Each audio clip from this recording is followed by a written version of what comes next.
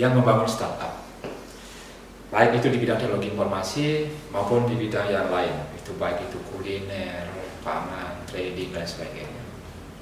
Mereka anak-anak muda yang begitu bergairah, semangat, dan mereka adalah masa depan Indonesia. Jadi kalau mereka bisa tampil dan kita bisa berkolaborasi dengan mereka, saya yakin masa depan bangsa Indonesia ini akan lebih baik.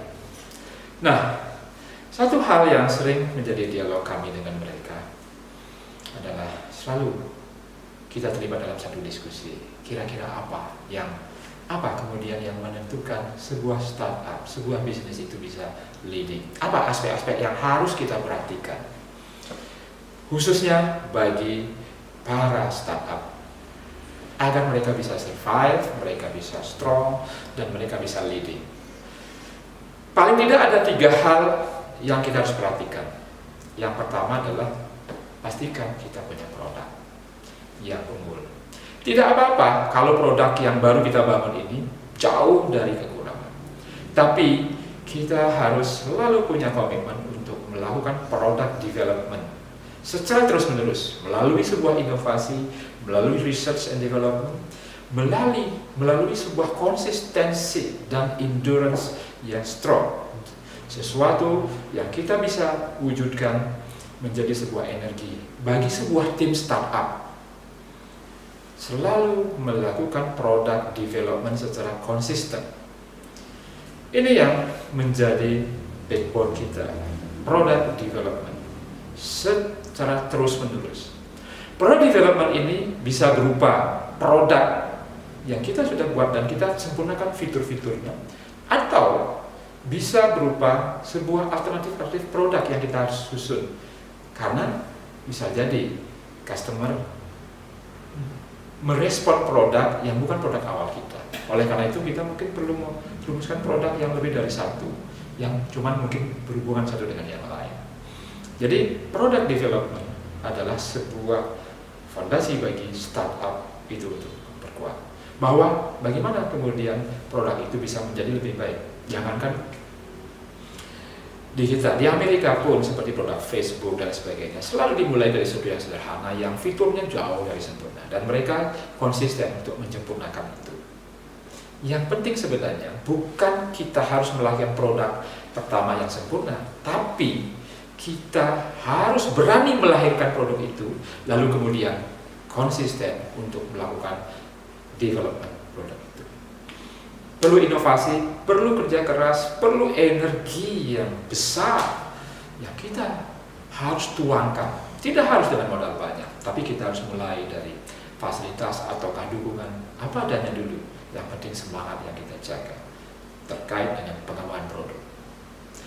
Yang kedua, setelah kita mampu untuk memiliki komitmen dari pengembangan produk ini, maka bagaimana kita selalu menciptakan customer base?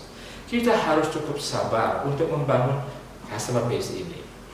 Kita harus betul-betul berinteraksi dengan calon customer, meyakinkan mereka bahwa mereka akan disupport oleh sebuah produk dan disupport oleh sebuah service. After sales service, bagaimana kita mendukung dan bagaimana willingness kita untuk melakukan customer sebagai sebuah aset yang penting bagi startup. Customer pertama kita bentuk, mereka puas, lalu kita membentuk customer berikutnya dan menjadi sebuah customer base. Jadi ketika product development ini kita lakukan dengan konsisten, lalu bagaimana kita mendapat klien pertama, mendapat klien kedua dan berikutnya, sehingga terbangun sebuah customer base. Jangan lupa, customer itu adalah aset, adalah kekayaan yang penting bagi perusahaan, baik itu startup maupun perusahaan yang sudah besar. Setelah itu, maka cash flow yang penting. Ketika produk kita bangun, kemudian customer sudah mulai mempercayai kita, tentunya cash flow yang penting berikutnya. Bagi startup, masalah cash flow di atas segalanya. Startup selalu dimulai dari sales. Bagaimana kita mendapatkan sales, bagaimana kita mendapatkan customer. bagaimana kemudian customer itu memberikan kita cash. Tidak peduli kadang-kadang apakah kita untung atau tidak. Yang penting kita dapat cash flow. Setelah sales untuk mendapat cash, baru kita berpikir mungkin tentang profit. Berapa profit yang kita harus dapat. Bukan berarti ketika kita jualan kita tidak mendahulukan profit. Pasti profit. Cuma jarang kita dihadapkan sebuah dialektika atau dilema. Ketika kita ingin profit yang kita set itu tinggi, tapi tidak ada yang orang mau beli, mungkin kita harus sedikit mengalah. Cash flow itulah yang kita harus dahulukan. Ada product development, ada customer base, kemudian ada cash flow. Antar itu saling mendukung. Kalau kita punya produk bagus, maka customer akan percaya dengan kita. Customer bisa lebih banyak karena dari rekomendasi mereka kita dapat customer baru. Ketika kita punya customer base lebih banyak, maka kita bisa create cash flow lebih banyak. Ketika kita dapat cash flow lebih banyak, maka kita juga mampu mempunyai energi untuk melakukan product development yang lebih konsisten, lebih besar lagi, lebih intens lagi, lebih tinggi lagi quality-nya. Nah, kalau kita bisa menjaga keseimbangan siklus product development, customer base, dan cash flow, maka ini akan kemudian menjadi sebuah efek spiral yang begitu penting untuk menjadikan product development kita lebih bagus lagi, dengan quality lebih tinggi, dengan reliability lebih tinggi lagi. Kemudian kita menciptakan customer base lebih banyak lagi, dan tentunya kita menciptakan cash flow lebih besar lagi dengan profit margin yang lebih besar lagi. Nah, ini kemudian siklus yang kita jaga.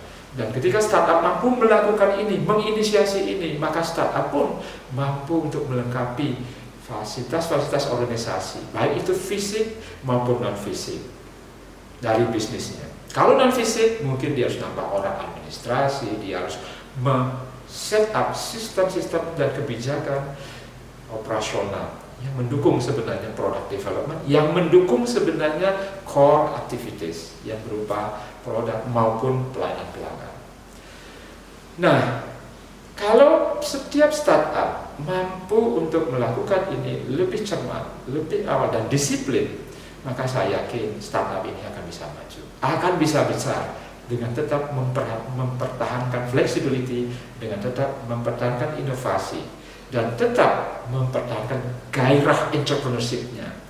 Gairah entrepreneurship ini selalu harus dijaga, bahkan ketika perusahaan ini besar, sehingga kita perlu menjaga antara keseimbangan antara manajemen dan entrepreneurship, antara controllability dan flexibility, sehingga startup yang dibangun dengan penuh energi, penuh passion, penuh daya juang, endurance, maka ketika dia besar, dia pun tetap mampu mempertahankan semangat agility, semangat flexibility, semangat entrepreneurship, dan selalu bisa beradaptasi dengan lingkungan yang selalu berubah, dengan persaingan yang selalu berubah. Dan dengan demikian, maka startup ini akan mampu menjadi perusahaan yang unggul. Pengalaman, pengetahuan, kompetensi yang terakumulasi akan menjadi bekal kemudian yang melengkapi startup ini menjadi sebuah bisnis yang besar. Saya rasa itu yang menjadi poin-poin penting untuk bekal siapapun yang melakukan startup ini, dan semangat kita harus tetap dijaga di situ. Semoga startup Indonesia menjadi startup yang sangat unggul di mata dunia, dan harapan kita semua sebagai bangsa Indonesia untuk masa depan yang lebih baik, untuk masa depan yang bisa dihormati oleh bangsa-bangsa lain di dunia. Terima kasih.